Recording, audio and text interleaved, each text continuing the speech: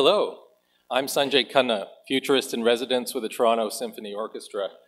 You may wonder why I'm here to talk to you about transportation. Well, I've looked at a lot of things in my career, and I think that it's very important for even cultural institutions to have a credible understanding of the shape the future may take so that we understand how we might adapt to the future and how we can provide the shock absorption that societies need, because culture is a great shock absorber. Now, I'm going to talk to you a little bit about cool technologies, because I think the leading edge is very important for us to understand, but also the consequences of new technologies are important as well. So here you see this SpaceX concept idea. This is Elon Musk's idea to put people in a pressurized tube and essentially propel them 1,200 kilometers an hour between cities like LA and San Francisco. That's one kind of future, the real leading edge of technology. Then there's another part of this, which is the need for people to tune out of a fast-changing, accelerating world in order so that they can tune in to themselves. And this is actually a stock image from a magazine piece on the risks to pedestrians from wearing headphones. So here you have a collision between the transport system and people, and it sort of shows the limits of human adaptation to change. So I'm going to talk about something that I call the 4 100%. And these are the 4 major things that we can count on. Don't think that this 1% or sort of small uncertainty is something that's going to throw us off this trajectory. One is economic reordering. We're already seeing a growth in income disparities and in precariousness of jobs. That's not going to go away.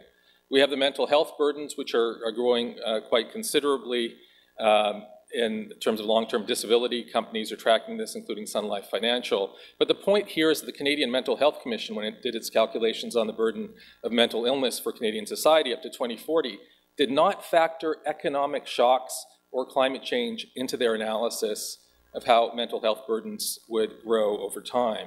And I think this is actually going to be a major issue for Canadian society because it'll be higher than we think. Technology acceleration. I showed you the SpaceX catapult. There's some very cool things about technology acceleration.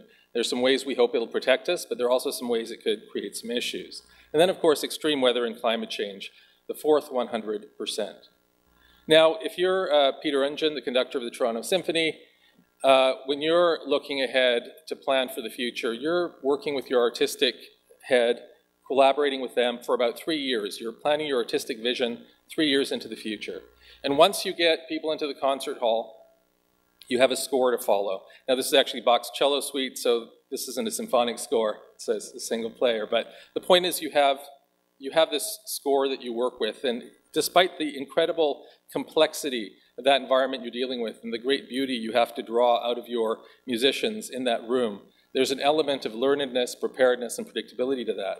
When you're planning for a transportation system to 2050, cities, of course, have blueprints, and those are very important. But in the way the world is changing, it's not exactly clear that we're going to be able to plan very well 30, 50, 70 years out for the infrastructure investments we're going to make. And I'll give you a little example of that. So there's this concept called climate departure.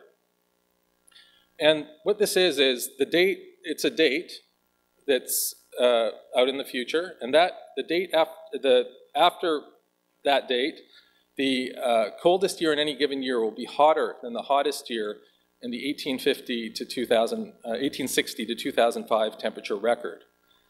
That date, according to business as usual climate emissions for Toronto, is 2049. So when I showed you that little blueprint, or that idea of Toronto in 2049 with that photograph that was produced by the Ontario Association of Architects, that's in a world that's completely outside of any historical memory we have of being outside of any climate normality. And we'll see it's different for the mid-latitude countries, which will affect our future food security. So there's a lot more change in the pipeline around climate than we anticipate. And heat is harder on buses and trains than it is on people. So there's a concept in the research about transportation. It's called dangerous subway days. So as we move further into the century, as we've made major investments in our transport infrastructure, It's going to be harder to repair that infrastructure and adapt that infrastructure to change. So what I'd like to talk about a little bit is the above ground options. Shareable electric scooters. This is an example from San Francisco, a startup called Scoot. And then there's shareable electric scooters in Berlin, a company called Emio, another app-based solution for getting around above ground. So as the world changes and adapts, what's going to be easier to fix? Will it be deep subway infrastructure in a changing climate on which we would have spent tens of billions of dollars?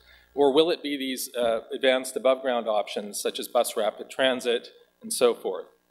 Now, coming to the symphony, we don't mind how you get there and which mode you use. We just want you to come out and see how we're adapting and innovating. But we can also imagine a world where the autonomous taxi becomes part of our story, and where an evening out with friends involves going out in basically a robot. What's interesting about the future of robots is that the robots are about the sensory and computational, analytical, and other kinds of data that enables them to work. And so the sensors and all that kind of stuff is really important. So this is actually a Google car, which we can imagine as an Uber taxi down the road, which even wipes out the Uber taxi drivers from the equation. And then, of course, you have the autonomous luxury car. You might come to the symphony in one of these, and you might listen to a mashup of some TSO players playing a rave late at night, and be watching that and completely immersed in it before you arrive to the show. The main point I'd like to make, and I just want to say that these opinions are my own, they aren't the Toronto Symphony's, is that, should say that, is that we look to our transportation systems to be an important and necessary shock absorber for things like climate change and for the kinds of shifts we'll experience. But we also have to remember that no matter what we get right or wrong with our transportation networks and systems, culture is the greatest shock absorber. Culture is what upholds us and uplifts us during times of change. So what you're putting into your culture is very, very important, because it'll reflect what you're able to get back as our world changes under the pressures of the 4/100%. And so I'd like you to think about the TSO not just as the Toronto Symphony Orchestra, but as the Transport Smart Orchestra. And with that, I leave you. Thank you very much.